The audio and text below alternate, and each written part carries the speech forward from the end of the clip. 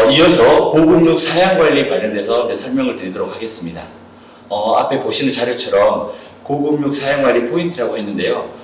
사양관리 전반에 대해서 설명을 드리자면 1시간, 2시간, 3시간 하루가 모자랄 정도로 말씀드릴 게 많은데 제가 오늘 강의할 부분은 최소한 이 정도는 지켜줘야만 고급육을 생산할 수 있다는 차원에서 고급육 사양관리 포인트를 설명드리도록 하겠습니다. 우리가 고급육 표현을 하게 되면 결국은 좋은 고기란 그리고 고급육이란라고 이렇게 저희가 물음표를 칠 수가 있는데요. 아주 많은 분들이 고급육에 대한 정의를 내렸습니다. 그 중에서도 가장 마음에 드는 두 가지를 제가 선별해 보았는데요. 일단 오래된 자료이긴 합니다만 1999년도 그러니까 우리가 고급육이라는 걸 생산하기 위해서 노력을 하기 시작할 때쯤에 백땡땡 교수님께서 이런 말씀을 하셨어요. 고급육이란 우리나라 사람들이 좋아하는 풍미와 맛을 갖춘 품질이 좋은 고기로서 근육 내에 백색 지방이 골고루 박힌 숙성된 한우 쇠고기로 현 도체 등급 판정 결과 육질 1등급 이상을 받은 고기라고 표현을 했습니다. 여기에서 눈치채실 분들은 눈치채셨을 거예요. 일단 근육 내에 백색 지방이라는 소리가 나왔고요. 그리고 육질 1등급 이상이라는 단어가 나왔습니다. 그래서 고급육이라고 하게 되면 마블링이 골고루 박혀 있어서 육질 등급이 1등급 이상 받은 고기를 고급육이라고 표현을 할 수 있구나 라고 생각하시면 되고요. 그리고 다음은 맛있는 고기입니다.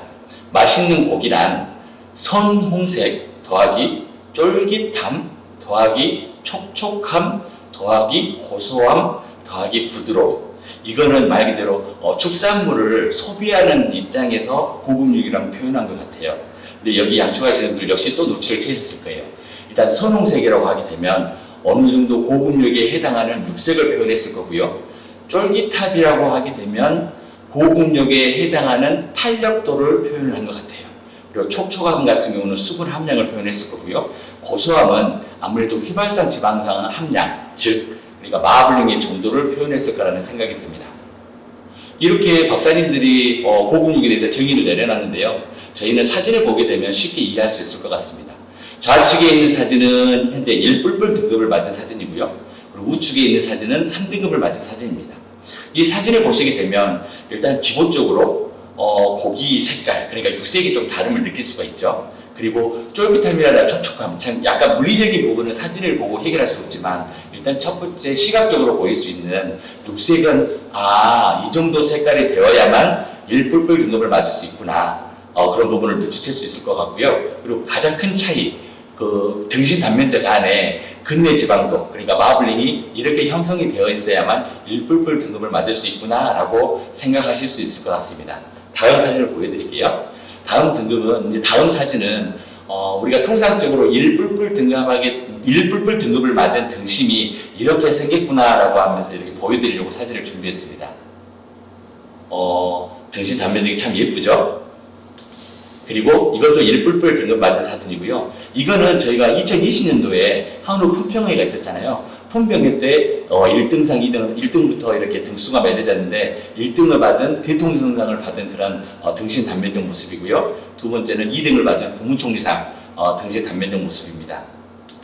이거는 3등, 오른쪽은 4등. 이렇게 고급육이라고 하게 되면 우리가 이런 고기를 만들어야 된다고 생각하시면 되거든요. 육색은 이런 거, 그리고 등심 단면적 안에 등심 단면 안에 이렇게 근내 지방도가 골고루 박혀 있는 근내 지방도가 높은 그런 고기를 만들어야 되는 게 우리의 어떤 목표라고 볼 수 있습니다.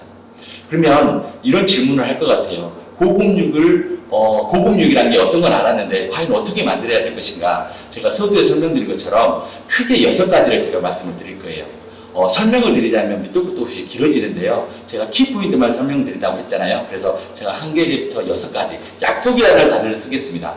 첫 번째부터 6가지 약속을 지키시게 되면 한우 고급육을 생산하는 데 있어서 큰 무리가 없을 거라고 생각이 듭니다. 첫 번째, 고급육 생산의 80%는 혈통이다. 이건 무엇을 말하냐게 되면 결국은 엄마와 아빠가 고급육이 나올 수 있는 그런 혈통을 가지고 있게 되면 그 자식들은 자연스럽게 고급육이 생산될 확률이 높다라는 부분입니다. 그래서 제가 표시를 해놓은 것처럼 고급육의 생산의 80%는 혈통이다. 나머지 20% 중에서 사형관리의 중요도는 당연히 사형관리가 나머지 20%의 80% 이상을 차지하겠죠. 그래서 혈통에 관련된 부분을 설명을 드릴 건데요. 다음 사진을 보게 되면 아마 이 그래프에서 보여서 노란색 점선이 보이실 거예요. 이 노란색 점선 위에 있는 부분은 엄마, 아빠, 그러니까 모친과 부친의 어떤 그 혈통적인 영향을 받는다고 보시면 되는데, 오른쪽에 제가 파란색 점선으로 동그라미를 쳐놓은 걸 보게 되면 링도체육, 등신 면적, 등지방 두께, 마블링 이렇게 보게 되면 우리가 고급육을 맞을 수 있는 어떤 평가 수단이 전부 다 유전연질에 대해서 의존도가 높은 편이라고 나와 있잖아요. 그런 것처럼 엄마, 아빠의 어떤 유전적인 능력을 그대로 이어받는다고 생각을 하시면 됩니다. 그래서 반드시 인공수정을 해야 되고 혈통관리를 신경을 써야만 고급육을 생산하는 지름길이라고 볼 수 있습니다. 이거는 실제로 저희가 한 축사 내에서 소를 키워가지고 성적을 한번 뽑아봤는데요. 혈통고려 시험구와 일반 대주구 시험구의 어떤 성적이 나눠집니다. 혈통고려 시험구는 말 그대로 혈통인 부분을 고려해서 엄마 아빠 피를 고급육 유전자를 받았다는 전제하에 혈통고려 시험구로 배치를 했고요. 나머지는 일반 후 대주구로 배치를 했습니다. 똑같은 사육장에서 똑같은 사료, 똑같은 급여 프로그램, 똑같은 물을 먹고 자랐음에도 불구하고 혈통을 고려한 시험구 같은 경우는 1등급 이상 출현율이 91.9%가 나왔고요. 그리고 일반 대주구 같은 경우는 1등급 이상 출현율이 고작 해서 74% 정도밖에 나오지 않았습니다. 이것만 보더라도 혈통이 얼마나 고급육의 어떤 생산하는 데 있어서 중요한지를 나타낼 수 있을 거라고 생각이 듭니다. 다음은 두 번째 약속입니다. 이건 좀 어떻게 보면 당연한 부분인데요. 거세를 하지 않고는 고급육을 만들 수 없다. 다만 거세를 너무 일찍 하게 되면 유석증이 발생하니까 조심해야 하고, 너무 늦게 거세를 하게 되면 등급이 제대로 된 등급이 나오지 않는다라는 부분을 전제 조건을 달았습니다. 두 번째는 거세를 해야 된다는 부분인데요. 간단하게 말씀드리게 되면 거세는 외과적인 수술을 통해 가지고 이제 고환을 제거하는 거잖아요. 결국은 고환을 제거를 하게 되면 고급육 생산이 이루어진다는 소리인데, 그러면 고환이라는 곳에서 뭐가 생산되는 걸 보면 알 수 있을 거 아니에요? 그 고환에서 생산되는 그런 물질 자체를 생산하지 않게 하면 고급육 생산 비율이 높아진다는 겁니다. 그래서 고환에서는 아시는 것처럼 첫 번째 정자가 생산이 되고요. 두 번째는 발음하기도 힘듭니다. 테스토스테론이라는 남성 호르몬을 분비를 합니다. 결국은 거세를 통해서 이 정자가 생산되는 것, 그리고 남성 호르몬이 생산되는 것을 막음을 통해서 그 고급육 출현율을 높인다라는 건데요. 보시게 되면 이 남성 호르몬 자체가 근육 성장이라든가 골격 성장을 유도를 하고, 그리고 남성 생식기 발달을 유도하고, 그리고 남성화, 즉 2차 성징을 유도하는 그런 호르몬인데요. 이 호르몬이 분비되지 않음으로 인해서 이 개체 자체가 남성인데도 불구하고 여성화가 되고, 그리고 근섬유 굵기가 감소가 되고, 그리고 근섬유 굵기가 감소됨으로 인해서 근위 지방 침착이 개선되는 겁니다. 결과적으로 육질이 개선이 되는 부분이죠. 그래서 두 번째 고급육을 생산하기 위한 약속은 거세라고 보시면 되겠습니다. 세 번째로는요, 최소한 30개월 정도는 키워야 한다는 게 세 번째 약속입니다. 이 약속은 장기 비육에 관련된 어떤 필수 사항을 제가 표현을 해놓은 건데요. 실제 평균 출하 개월령은 31.6개월, 현재 사용 프로그램이 28개월, 29개월 급여 프로그램이 돌아가고 있음에도 불구하고 지금 현재 약축가들의 출하 개월령은 평균 31.6개월로 평균이 나왔습니다. 이 30개월, 적어도 30개월 정도는 키워야 된다는 것은 결국은 장기 비육의 필요성을 설명드린 부분인데요. 그 원인에 대해서 설명을 드리게 되면 다음과 같이 아래의 그 그림을 보시게 되면 21개월령을 기준으로 해서 좌측 약 16에서 21개월 사이에는 지방세포 분화 시기가 존재하고, 그리고 23개월, 24개월부터 출하할 때까지는 지방 생성 시기가 존재합니다. 결국은 마블링이 형성되기 위해서는 지방세포가 만들어져야 되고, 그리고 그 지방세포가 단순 지방세포로만 존재하는 게 아니라 마블링화가 되어야 되거든요. 근데 이 시기가 송아지가 태어나서 출하할 때까지 골고루 일어나는 부분이 아니라 특정적인 개월령 시기에 아주 높게 형성이 된다는 겁니다. 그래서 지방 생성 시기가 아무래도 23개월에서 30개월령까지 지속적으로 이루어지다 보니까 지방 생성을 통한 마블링이 형성이 되기 위해서는 불가피하게 장기 비육이 일어나야 된다는 부분을 이렇게 표현하고 있습니다. 네 번째 약속은 육성기에는 단백질 위주의 사양 관리가 되어야 된다는 부분입니다. 부분입니다. 이거는 고급육 관련돼 가지고 어떤 부분을 좀 특히 강조를 했냐면 이 육성기 때 단백질 위주의 사용 관리를 하지 않고 에너지 위주의 사용 관리를 하게 되게 되면 고급육 출연율에도 문제가 생기지만 고용량 출연율에도 문제가 생기는 부분 때문에 설명을 드렸는데요. 사진 하나만 보시게 되면 금방 이해를 하실 수 있을 것 같아요. 이 사진을 보시게 되면 이 왼쪽에 있는 모습이 반추위의 사진입니다. 이 반추위의 사진을 보게 되면 아주 건강한 반추위의 모습인데요.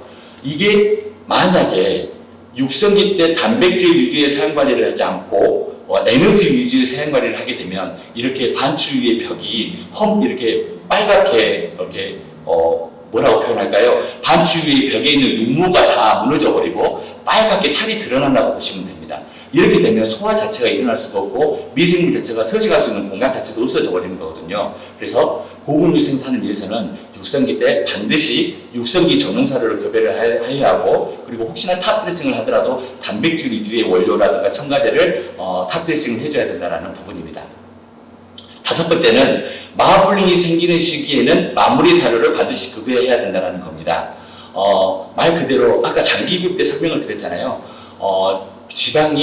지방세포가 생성이 되고 지방이 이렇게 성숙되는 그런 과정을 봤을 때 이 과정이 장기비육을 통한 25개월령에서 3개월 사이에 집중적으로 일어난다고 말씀을 드렸는데, 이때는 자기가 필요로 하고 있는 에너지량보다 더 많은 에너지량을 사료를 통해서 공급을 해서 자기가 필요한 에너지를 소모하고 나머지 여분의 에너지를 지방세포를 만들고 지방세포가 성숙되는 그런 에너지원으로 써야 되기 때문입니다. 그래서 마블링이 생기는 시기에는 아마 회사별로 마블링이라는 단어를 써가지고 만드는 사료도 있을 것이고요. 그리고 마무리라는 단어를 써가지고 만드는 사료가 존재할 겁니다. 그래서 다섯 번째 약속은 마블링이 생기는 시기에는 반드시 마무리 전용 사료, 마블링이 생기는 마블링 전용 사료를 급여해야 한다는 것입니다.